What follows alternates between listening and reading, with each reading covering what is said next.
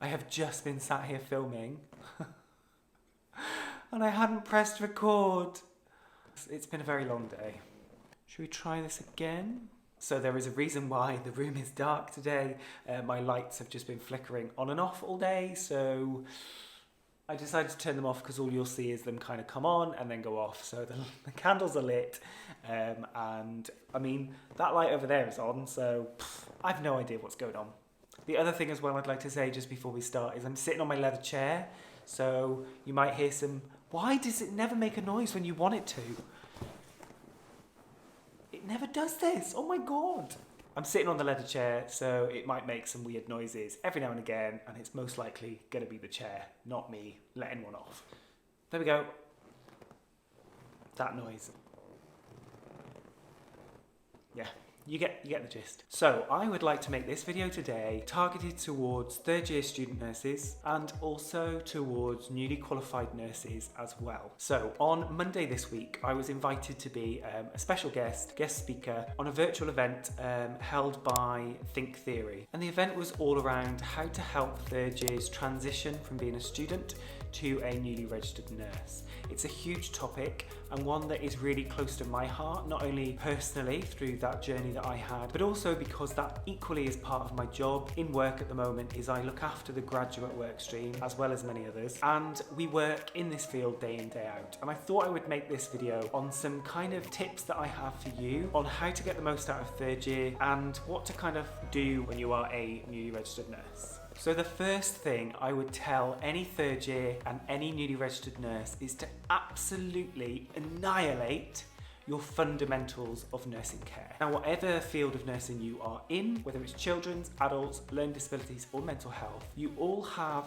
fundamental core to your nursing practice. So as a children's nurse, we have, as many people do, a core of communication with families, children, being able to adapt your style of communication between babies, toddlers and teenagers and family members, be that elderly or young. And another kind of fundamental aspect of our care is being able to carry out an efficient and effective A to E assessment of a patient. Those are just two very brief examples of things that we hold as core practices in our day-to-day practice as a nurse. So I carefully use the word fundamentals in nursing practice, not basic nursing cares, because there is nothing basic or easy about nursing. There is nothing easy about it, and this is something that really damages people's confidence when people refer to basic nursing cares. Now, there are things in which people classify as basic, as in everybody needs to have these skills, but by using the very word basic, you're making it seem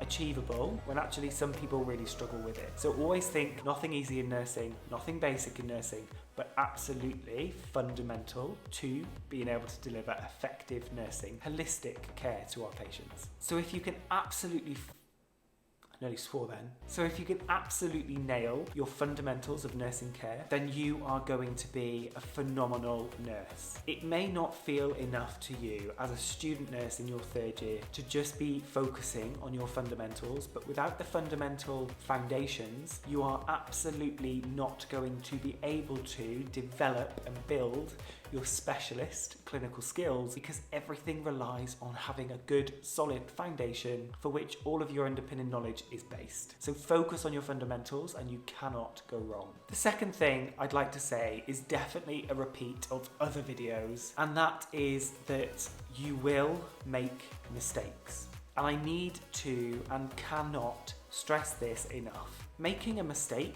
as a nurse, as a student nurse, as a newly qualified nurse, as a band 8 nurse, it gives you an opportunity to learn. Making mistakes is not nice. It is not something that we come to work to do. Nobody comes to work to do a bad job. It just is not within our makeup. Well, there are some people in the history of nursing that have been going to work to do bad jobs, but that's the kind of exception and not the rule. The third thing I'd like to say is that you will have those wobbly days. So I can recall countless days in my career where I've had a shift on the ward, both being a student, a newly qualified nurse and an experienced nurse, where things just aren't going right and I'm having a wobble. I start to doubt whether I'm a good nurse, start to doubt whether nursing is for me. You get the gist of it, where you just doubt yourself. If you're in this position, I have a tip for you. Go and grab the nearest student nurse. If you're a student, then get somebody more junior than you, or even more senior than you.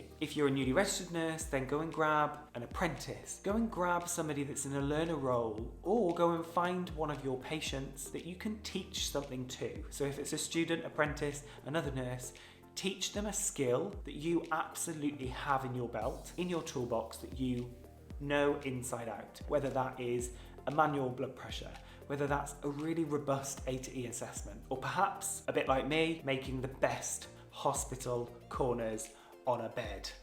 Oh my God, it is so satisfying to get the hospital corner done just right that you could bounce a penny off it. Oh my God, I want to go and make a bed. I say this because if you can teach somebody, and I've said it in a previous video, but actually, if you can teach somebody to do a skill on a day that you're having a wobble, it will reassure you that you can do a good job, that you know what you're doing, and that you can teach it to somebody else that didn't know it, and when they get it and they do it right, oh my God, it is such a good feeling. So if you're having a wobbly day, by doing that, you are going to feel like, I can do this, and I love what I do. There's also a little bit of a different side to what that does, is you're in that zone in your mind where you just can't get out of your head the negative thoughts that might be going through there. Focus on something good, focus on something nice, help other people, and it will just help to reset your mind and you will feel good after it. Can I promise that? Yeah, I think I can. I promise it will make you feel better. And my last point is around knowing the team that you work in. So as third years, as newly registered nurses, it's so important to look around you, see the people that are in your immediate team, so you can highlight those really aspirational nurses, healthcare assistants, other students, other NRNs, hell, even the ward manager or educator or doctor, anybody that works on your area. Find somebody that truly, truly inspires you. Look at what they do well, look at what you like about them, and look at them inquisitively. I don't mean literally, because they might think that you have an issue with them, but I mean pick apart their personalities, their behaviours, their professionalism, so you can actually figure out what it is about them that you hold aspirationally. That way, you can then take that on board and try to do it yourself. Now, you're not going to become those people. You will be your own version of them. But through doing that, you will start to build up a core value set of what you truly do want to be like, as well as looking at those people that might not necessarily have what you think you would like to be like. You know what I'm talking about. And look at those people, figure out the elements of them that are just not quite right, and know exactly what you are not going to do as a nurse. Hold on to those elements and know that actually you're not going to become that person. Definitely focusing more on those aspirational role models. They will carry you through those days that are dark, that are hard, and they will give you something to constantly strive for. I remember my first mentor, a vet, in the hospital that I trained. She was incredible at her job, and I absolutely loved that woman for everything that she taught me. And in my second year, and then again my third year, I had inspirational nurses at every single placement that I knew that I wanted to strive to achieve and to be like them. Not to be them, but to be like them. Being newly registered, being in your third year as a student, it's hard work. It's really tough because you start putting a lot of the pressure on yourself of needing to get everything nailed right now. Rude. But remember that often the pressure is coming from you and not from anybody else. The team that works with you knows your abilities, knows your skill set, and will work to push you further. And when you're being pushed, you're being stretched, and it doesn't feel comfortable all the time. But it's much better to be in that stretch zone than your comfort zone. When you're in your comfort zone, you start to make mistakes. In stretch zone, you are more alert, more aware, and you're constantly striving to do a better job. I've just been editing the video and I've just realised that I hadn't mentioned the two things that I wanted to. First thing is go and check out the podcast Retaining the Passion. It's run by two amazing people, Claire and Craig, who are both newly qualified nurses, very early on in their career, and just go and listen to their podcasts. They are really, really powerful. They have some great speakers on that really do talk their mind. The other thing is go and check out the Twitter account Think Theory. It's run by Brian Webster, and there is some amazing content in there for students as well. So go and check out all of those bits. I'll put all the links in the description below so it's easy for you to find their content. Back on with the video. So I really hope some of this has helped you out. Thank you so much for watching this video. Whoa. This is a brand new flat. It can't be haunted, but my lights have been going off. I've got really bad goosebumps. I'm gonna go.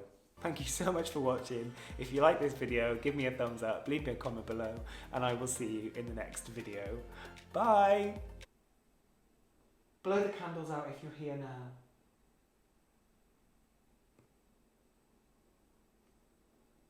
Okay, I'm just being stupid. If I turn this off now and they go off, I could have done some really cool editing and like blown one of them out on camera, couldn't I? Bye guys.